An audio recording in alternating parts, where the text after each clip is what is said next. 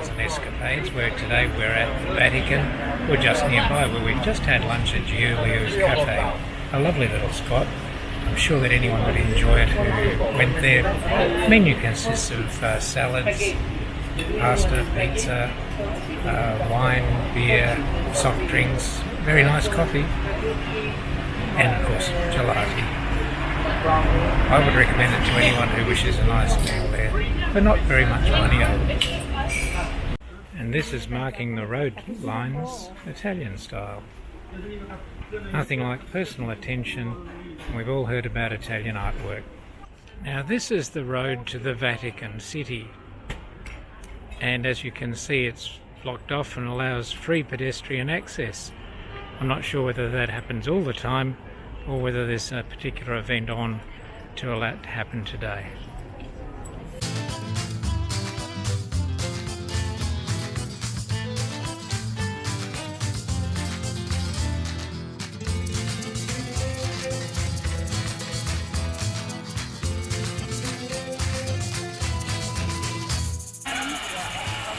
Now we're just going to go on a bit of a tour of the Vatican. The way to do this is to book online, because you get to jump all the queues. You get a personalised guide and the little radio transmitters you can see in my ears gives you all the information from the tour guide.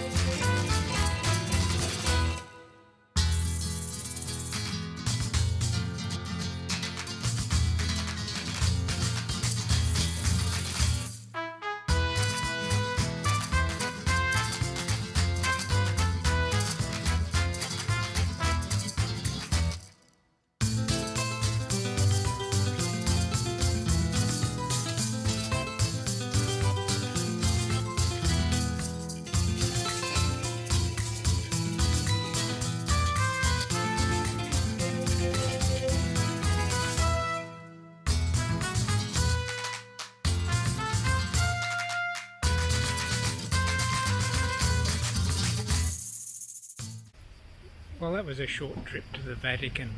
Unfortunately, we're not allowed to take photos or videos inside the Sistine Chapel, but I hope you've enjoyed having a look at some of the features throughout the Vatican and all the things that we were allowed to take photos of.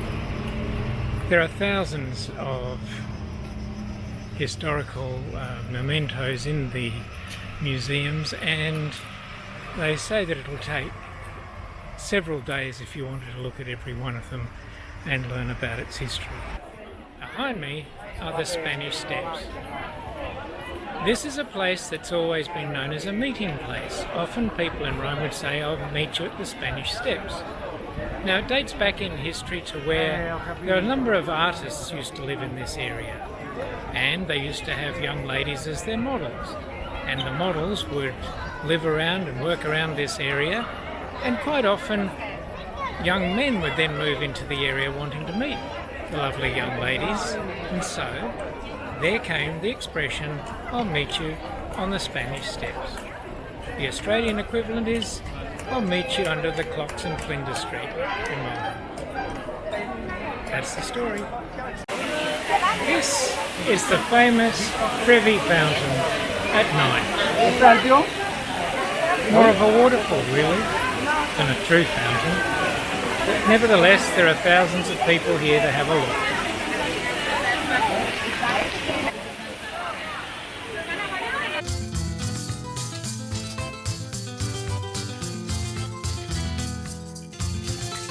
Well, legend says that if you throw a coin with your right hand over your left shoulder, you'll come back to Rome. If you throw 2 coins with your right hand over your left shoulder, you'll have romance, and if you throw 3, you'll have marriage that'll last for a long, long time.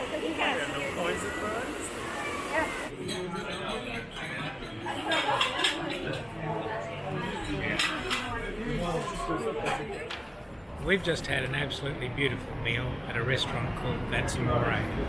It's in Rome, although in the song it should be in Napoli. But anyway, it's not. It's absolutely beautiful. I'll show you some pictures of the dishes. The seafood pasta was absolutely brilliant for those who had it. Lasagna, spaghetti, the whole deal. Very pleasant people, and there was also a birthday, and the birthday girl got a birthday cake with a candle and everybody singing happy birthday. That's amore.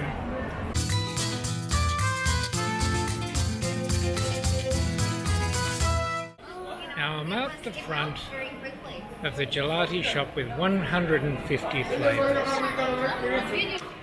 If you can't pick a flavour that you like here, it's a bit like someone who does those online computer things where they ask you to pick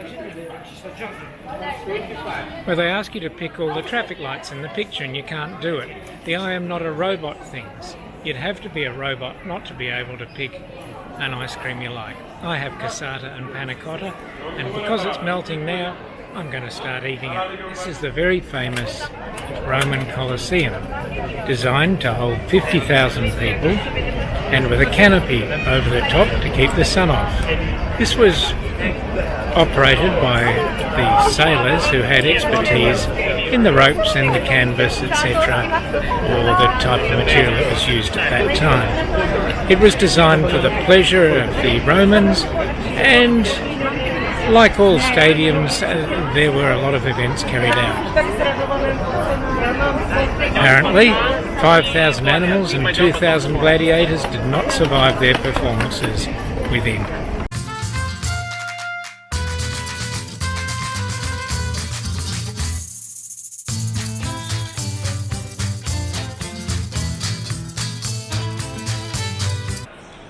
Now we're here at the station in Rome, waiting to catch a train to Naples.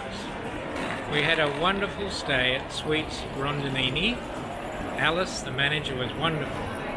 It was a fabulous place.